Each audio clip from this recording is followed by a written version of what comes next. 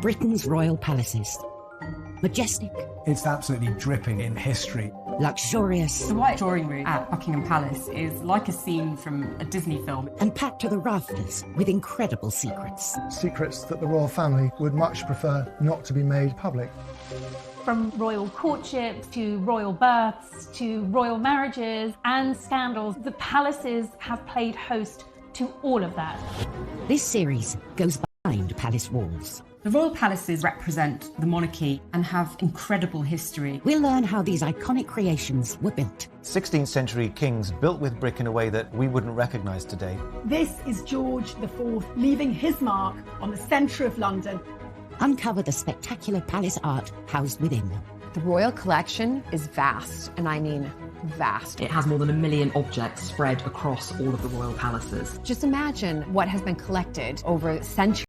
So this collection is unlike any other collection in the world. Discover their gruesome stories. It's an amazing insight into the royals' history, but also our common history. Frankly, if you're going to cut the head off a king, it's got to be done in a palace. And relive the recent events that shaped the modern royal family. The whole case was an absolute fiasco and a huge embarrassment. The Queen was particularly aggrieved that Harry had done it in the way that he had. This is The Secrets of the Royal Palaces.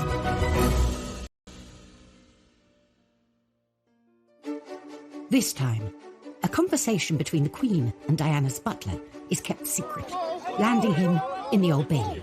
I just felt as if I betrayed the princess's legacy, when all I'd ever wanted to do was protect her.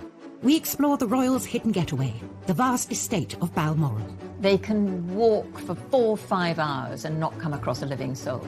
We discover that Henry VIII's great lost palace was a stadium for violence. What he does when he restores Whitehall Palace is he makes sure it has to have its own special cockfighting pit.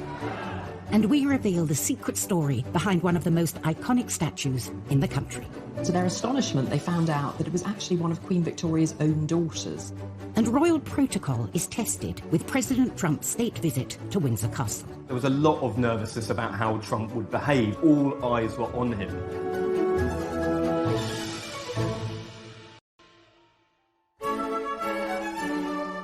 The royal palaces are stuffed to the brim with priceless objects and paintings.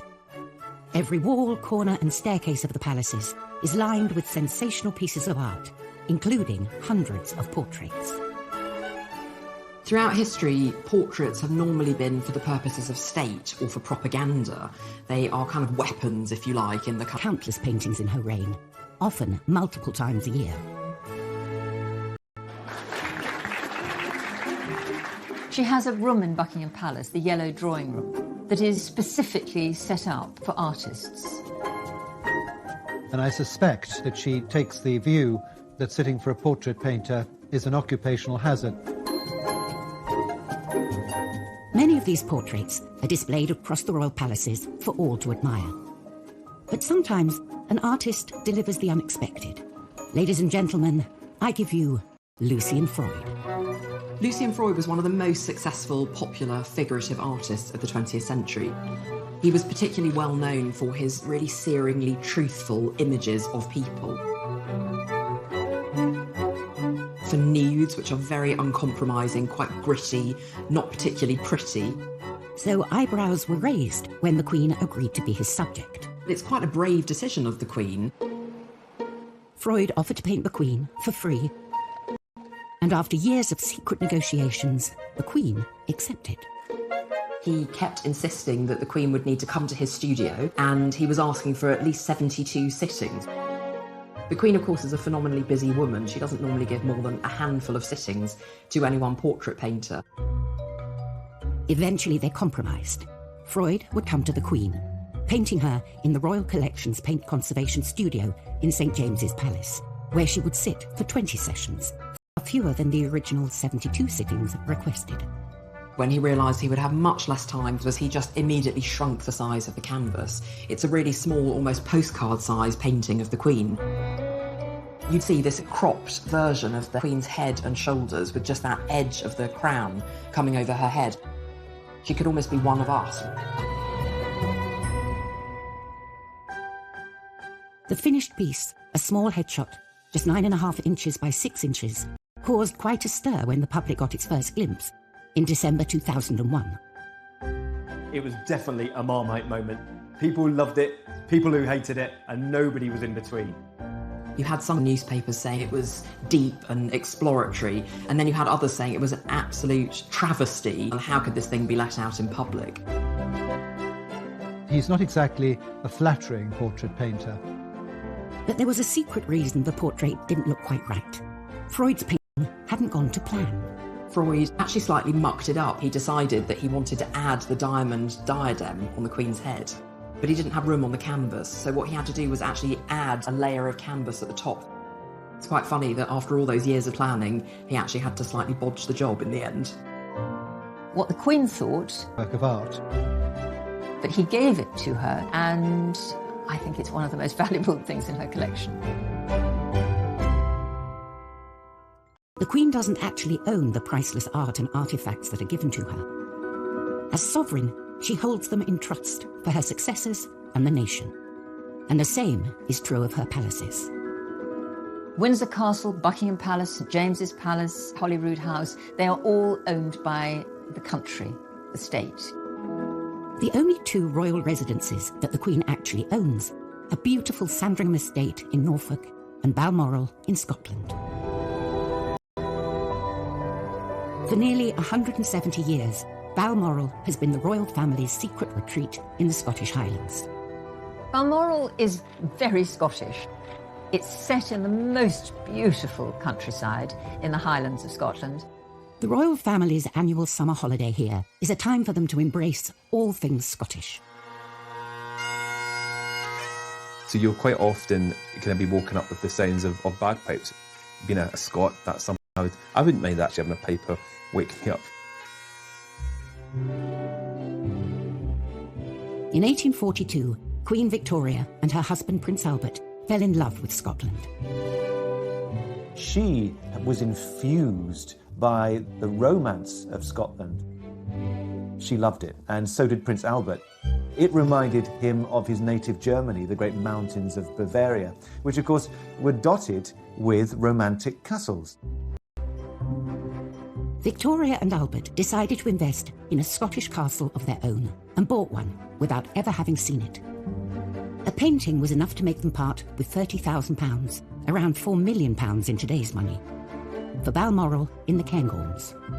Queen Victoria said it was a perfect place to escape from the sadness of the world. At that time, wars were raging across Europe. They'd found the perfect location, but there was one small issue with the castle itself. When they got to visit in 1848, Victoria said, well, yeah, it's lovely, but it's a bit small. So they moved into the existing castle and started building a bigger one 100 yards away. When it was finished, it had 70 rooms, including a huge ballroom. Its 7-storey tower harks back to medieval defensive tower houses, while its pepper-pot turrets are reminiscent of French chateaux.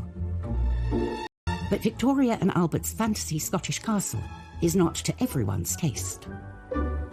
Balmoral is a really ugly building. I mean, phenomenal. It is a country house with an overscaled tower. It looks like a grand landscape. In addition to the castle, there are 150 other buildings dotted throughout the estate, including farms, cottages, and a distillery. But hidden away in a remote part of the estate lies a particularly important building. This is Glas Old Shiel, on the shores of Loch Mick. Nestled beneath a mountain, this remote spot is perhaps the most beautiful place on the estate. And this lodge reveals the untold story of Balmoral and Victoria and Albert's lost love. Coming up on Secrets of the Royal Palaces, the Kensington Palace butler fighting for his life. I had no backup, no defence. I was heading straight to prison. And the secrets of the witches of Holyrood. They find what they say is the devil's mark on her genitals. And she said, yep, it's true. I was the devil's witch.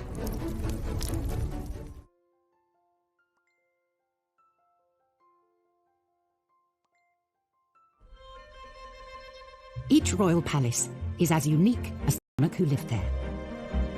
George IV's Buckingham Palace was designed as a showpiece which would dominate London, while William III's Kensington Palace was built outside of London as he suffered from asthma and wanted to avoid the pollution. But none of the palaces are as closely associated with a particular monarch as Queen Victoria's Balmoral Castle. Balmoral, the royal Scottish retreat. It's not just a house, it's a 50,000-acre estate. That's almost twice the size of the city of Manchester. Balmoral is hundreds of acres of nothingness with nobody. They can walk for 4 or 5 hours and not come across a living soul. Queen Victoria and Prince Albert bought the estate as their ultimate secret love nest, a place where they could get away from the court and be together. It's what they were buying into at Balmoral. It was a way of life. It was an escape from royal duty and ceremonial and stuffy staterooms and interfering prime ministers. This was their pad. It was where they could indulge in their hobbies. Here, Albert would stalk deer and Victoria would paint. But all that came to an end in 1861 with Albert's premature death. Victoria was devastated. She retreated from the world and found solace at Balmoral. And here on the shores of Loch Mick, she built what she called her widow's house, where she could mourn in peace. It was an additional place where she associated to it. It became hers, her widow's cottage. And it just shows the depth, I think, of her despair and her need to escape. And it was at Balmoral that she found a place to do that. Victoria spent her first night in the lodge in October 1868 and recorded her sorrow and loneliness in her diary, missing her dearest Albert, with whom she had been so happy at Balmoral.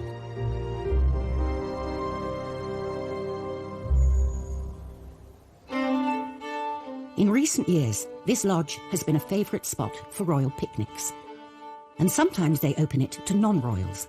One of its outbuildings is a bothy, a resting place for hikers. So it's the only royal residence where you can drop into sleep for the night for free.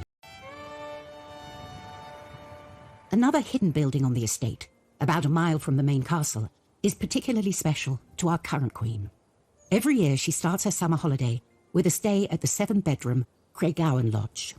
So since the house is open to the public for much of June and July, often the Queen will arrive in Scotland before the big house Balmoral is open. So she stays at Craiggowan Lodge. And I don't imagine she's doing the cooking or anything, but she and the Duke are able to be there as an ordinary married couple without the grandeur. I think the Queen sees the grandeur in these amazing houses as sort of part of the job.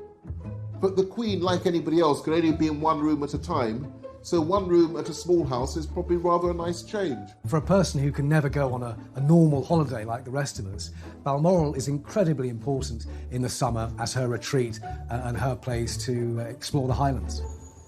Balmoral has been the royal family's secret escape for generations, hidden away in the vastness of the Scottish Highlands. But not all Scottish palaces have such sedate and serene history. Scotland's James VI, who became James I of England after the union of the Scottish and English crowns, used the other Scottish palace, Holyrood House, as a court. He made himself judge, jury, and executioner in the trial of Agnes Sampson. James VI is convinced that witches are out to get him. And it all really starts with bad storms. His wife, Anne, she's coming over from Denmark to marry him, and he decides that the bad storms on the way are caused by witches who are trying to kill the future queen. So James called for one woman, Agnes Sampson, to be brought to Holyrood House, and she's questioned. And in front of the king, she refuses to say she's a witch. She says she's innocent. So she's taken to the Holyrood cells. It's got these 4 teeth. 2 go into one cheek and the other 2 go onto the tongue. It's really torture. And still, she's not saying anything. She's not giving up. And then they decide to look for the devil's mark. And what they mean by a witch mark is what we'd see as a mole, even a freckle. I mean, they're that desperate, sometimes even a freckle will do. So finally, they find what they say is the devil's mark. on her genitals, on her privities, as they put it. So that is really the moment when Agnes crumbles. She said, yep, it's true. I was the devil's witch. So Agnes, poor woman, is burnt at the stake, and James, he is convinced that witchcraft exists. He writes a witch hunting guide, Demonology, a book that you can use for hunting down witches, and we think about 4,000 people are burned and killed as witches in Scotland. And all of this hysteria, all these deaths, they all began with James' trial of Agnes Sampson at Holyrood House. Throughout history, the royal palaces have played the part of the ultimate backdrop to some of the greatest affairs of state and political intrigue the country has ever seen. They've seen death, they've seen murder, they've seen marriage. Look at them, that's called a microphone. There's absolutely nothing that hasn't happened in these palaces. But what really gets the public interested are the secrets behind the drama.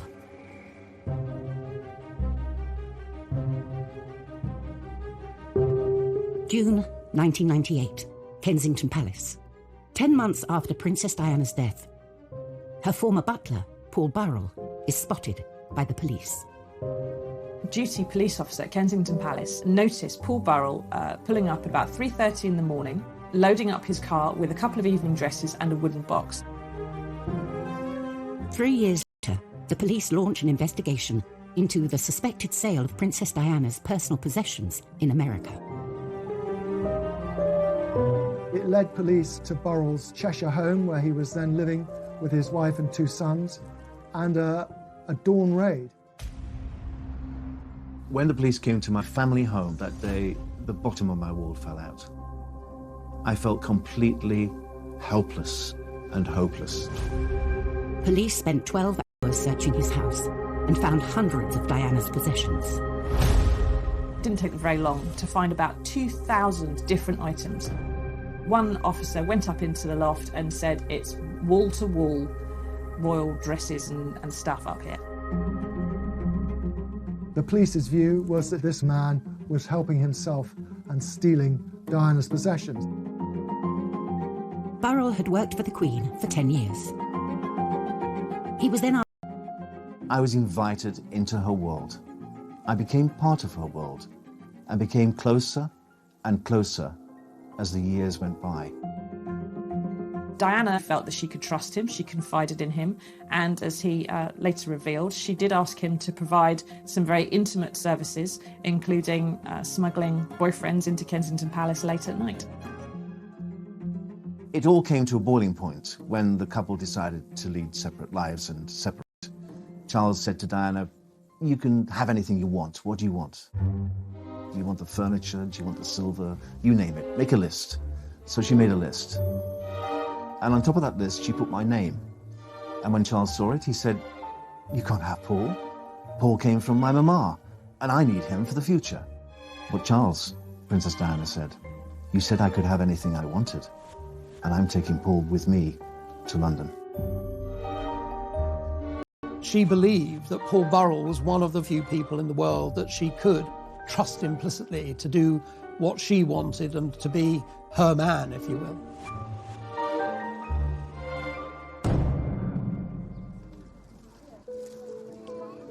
After Princess Diana's tragic death in 1997, Burrell was heavily involved in sorting her belongings at Kensington Palace.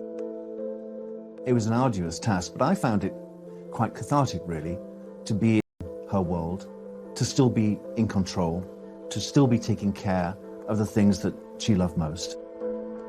But Paul felt members of Diana's family were deliberately destroying her legacy, getting rid of material they didn't want the public to discover. He could see her mother and sister tearing up letters and removing things, and he felt that there were things in that palace which should be preserved for William and Harry. And Mrs. Shankid would sit on the settee in the princess's sitting room and constantly shred the princess's correspondence. She really did destroy part of the princess's world. Burrell started secretly protecting her possessions and removing them from Kensington Palace. And it was these items the police found in his home 3 years later. The 43-year-old former royal servant left a London police station this evening to return to his home in Chester, having been formally charged with stealing 342 items of personal property. The police believed they had enough evidence to take Burrell to court, with the apparent approval of Prince Charles. The police told the Prince of Wales they had photographic evidence of me wearing Diana's clothes. Of course, none of it was true. None of it was true. It never happened. The stage was set, Paul Burrell has denied 3 charges of theft. and intimate details about the royal family could be exposed. It's impossible for anybody to have witnessed what happened. So because of that, I had no backup, no defense, none whatsoever.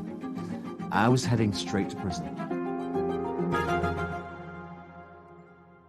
Coming up, the Queen reveals a secret conversation that will change the outcome of the Burrell case. Never before had a monarch intervened in a criminal court case. And Henry VIII sees a palace as the perfect backdrop for extreme sports. When he restores Whitehall Palace, he makes sure it has to have its own special cockfighting pit. He makes sure it has to have its own special cockfighting pit.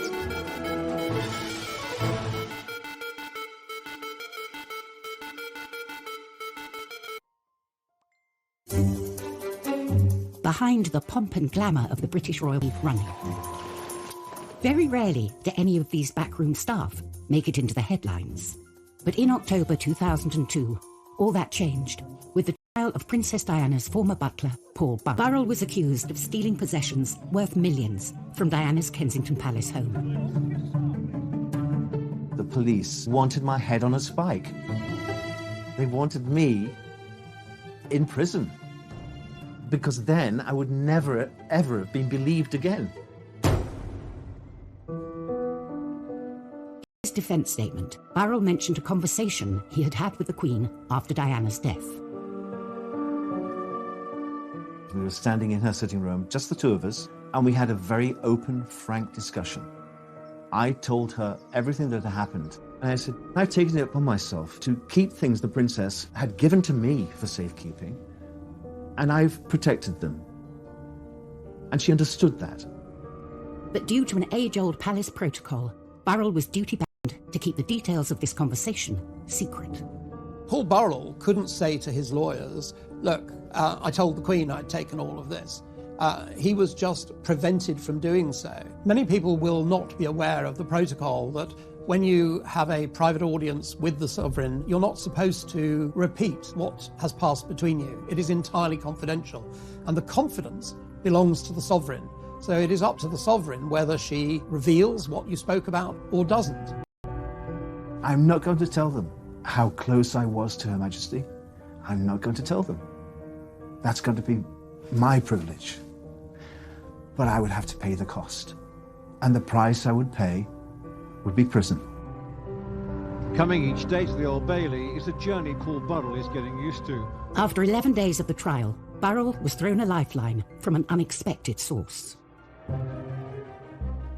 The Queen had only realised Paul Burrell was on trial when she drove past the Old Bailey on her way to a church service for the Barley Bombing and noticed all the crowds outside. And the Queen then, at that point, her memory is jogged and she realises that she has the vital piece of information that Burrell had in fact told her that he was doing that. He was taking things for safekeeping. And the Queen, in reply, said, oh, hang on, Paul told me he was looking after these things for safekeeping. We'd better let them know. The Queen's recollection undermined the prosecution. She knew Burrell was taking Diana's possessions out of Kensington Palace. This wasn't a palace theft, and the trial collapsed. Permanently deprived the royal princes of their mother's goods, merely that he'd taken them into custody so that they could have them when they grew to be 18. So there was no theft. I'm expecting to make a statement on behalf of Paul Burrell. I couldn't believe I was free to walk from the Old Bailey instead of into a prison cell. Burrell was jubilant, claiming that the Queen had come through for him. Never before had a monarch intervened in a criminal court case. And she'd saved me. She saved me from what I thought was my fate. But I think she saved me because she knew me, because I was her boy for 11 years. And she saw me grow and saw me marry and have 2 children. And I think she cared. I do, I think she cared. She cared about me and what would happen to my family. One of the most high-profile court cases was now over. The Kensington Palace butler was free.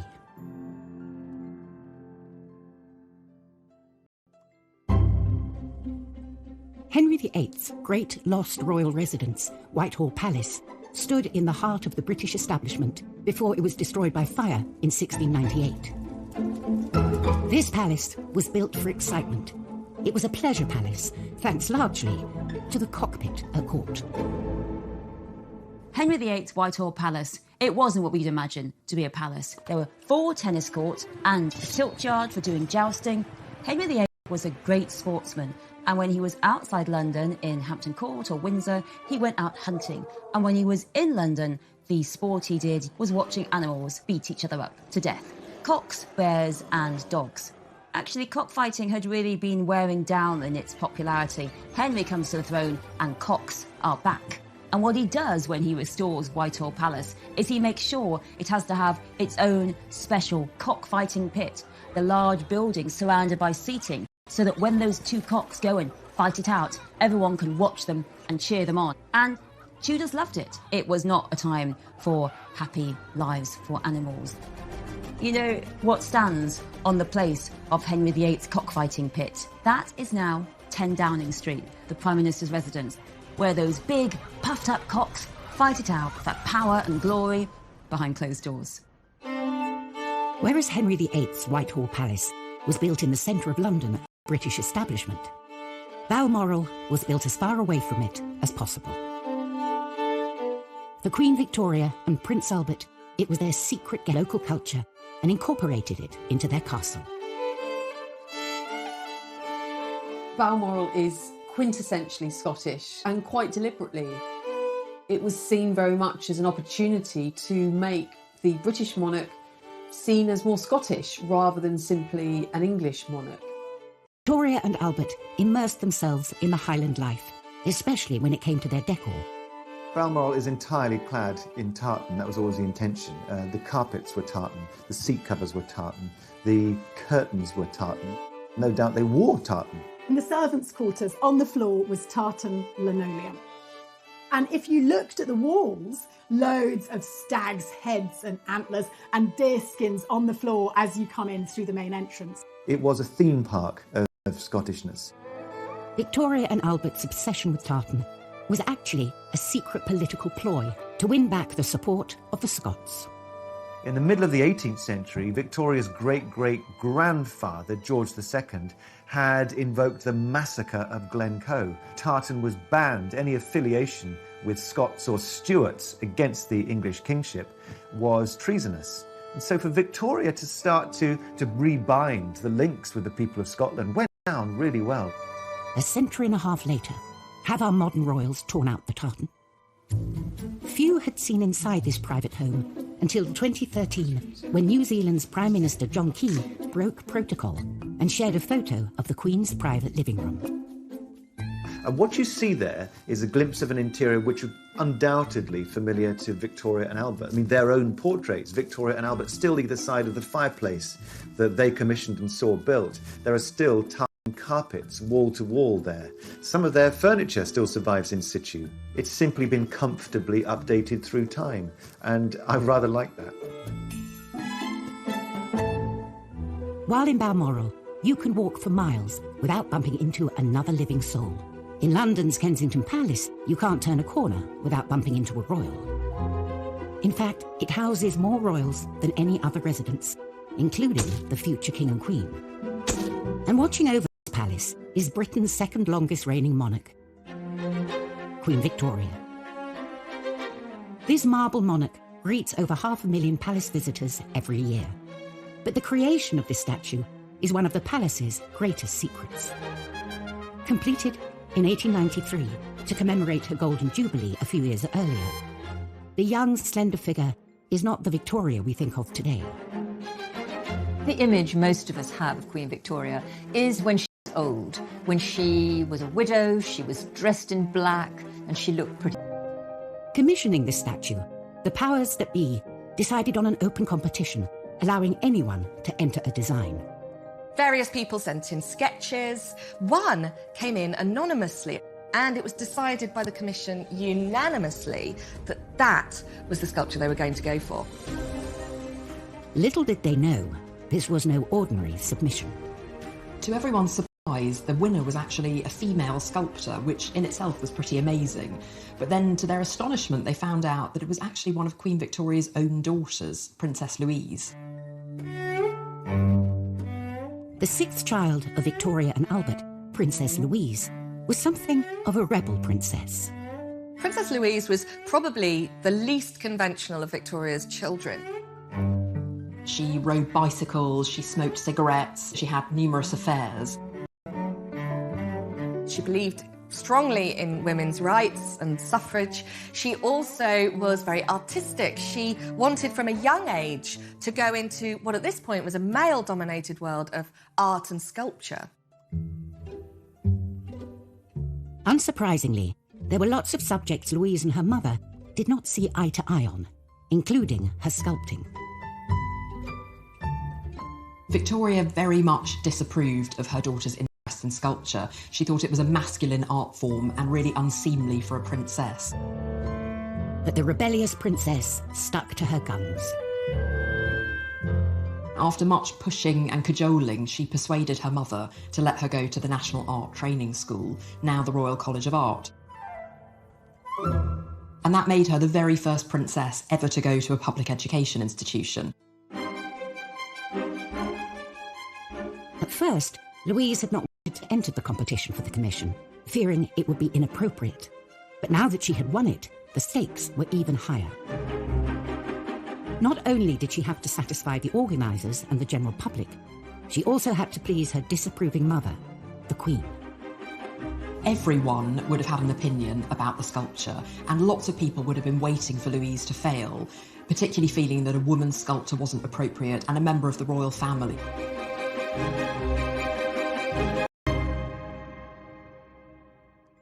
Coming up, what would the forbidding Queen Victoria make of her daughter's artwork?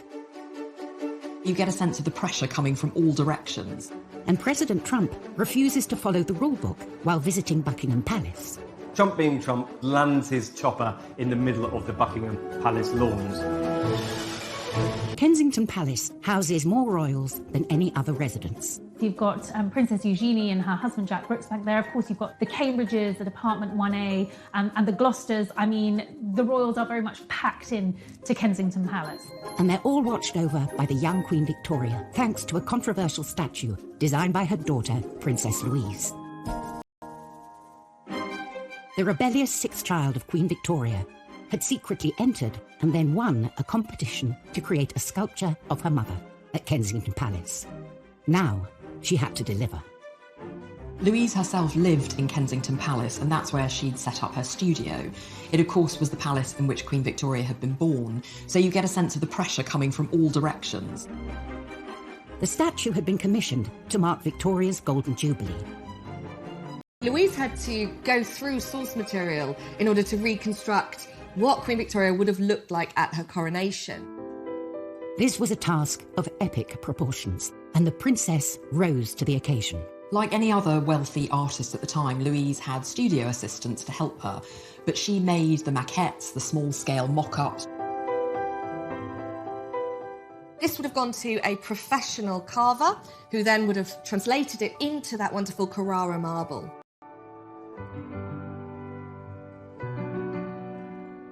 Although the statue had been commissioned for the 1887 Jubilee, it was not completed until 1893, on the anniversary of her coronation. Victoria herself unveiled the statue, but would she like it? She said, "It gives me admirably designed and executed by my daughter." The rebel princess had pulled it off. the Queen loved the statue. Princess Louise carved several other public statues, but her best known is the one she made to stand here, guarding her mother's childhood home.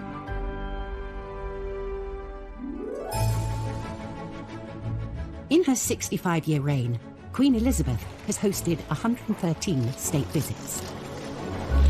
A heady mix of kings, queens, prime ministers and presidents have passed through the palace's gilded gates, but only one has ever gone over them. June 2019, the ballroom, Buckingham Palace. Georgian tableware is laid for a very special state banquet.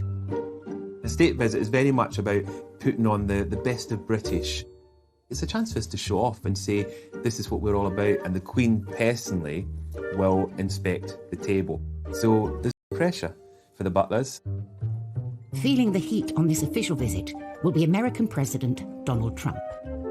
Americans love the royal family. Even if you're the President of the United States, it's a big deal to come and meet the Queen. You know, you couldn't get two more opposite people in one room together than President Trump and Queen Elizabeth. The palace was on high alert for any potential banana skins, which wasn't surprising, considering what had happened the first time President Trump met the Queen at Windsor Castle.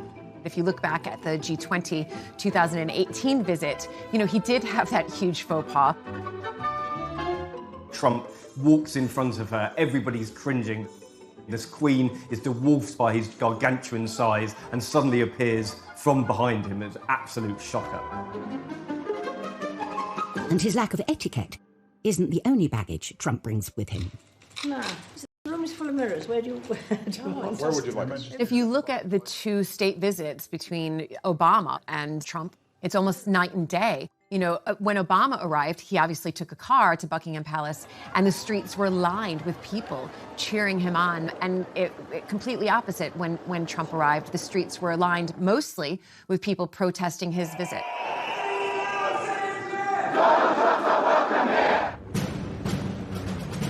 To avoid the anti-Trump protesters, the president decided on an entrance nobody else had done before. He was the very first president to fly in on a helicopter for a state visit. Trump being Trump, flies over the protesters, lands in the middle of the Buckingham Palace lawns. All the journalists, including myself, were stationed on the lawn. Emerges from the helicopter. He thought he was going to meet the Queen, but it was Charles and Camilla who were the first to meet him. Only then did Trump get to join Her Majesty, inspect the guard, from a safe distance.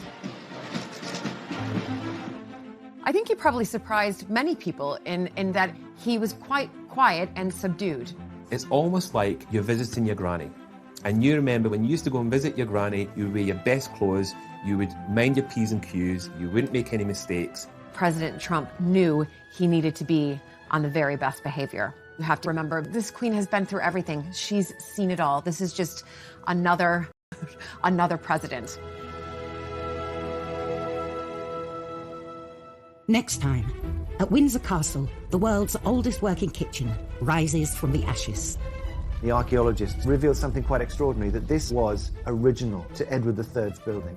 We explore the mysterious Balmoral pyramid. It is really not what you would expect to see in the middle of the Scottish Highlands. And Diana's statue fails to materialise at Kensington Palace. Is this further evidence of a fractious relationship between the two of them? Britain's royal palaces. Majestic. It's absolutely dripping in history. Luxurious. The White Drawing Room at Buckingham Palace is like a scene from a Disney film. And packed to the rafters with incredible secrets. Secrets that the royal family would much prefer not to be made public. From royal courtships to royal births to royal marriages and scandals, the palaces have played host to all of that. This series goes behind palace walls. The royal palaces represent the monarchy and have incredible history. We'll learn how these iconic creations were built. 16th century kings built with brick in a way that we wouldn't recognise today. This is George IV leaving his mark on the centre of London. Uncover the spectacular palace art housed within. The royal collection is vast, and I mean vast. It has more than 1 million objects spread across all of the royal palaces. Just imagine what has been collected over centuries.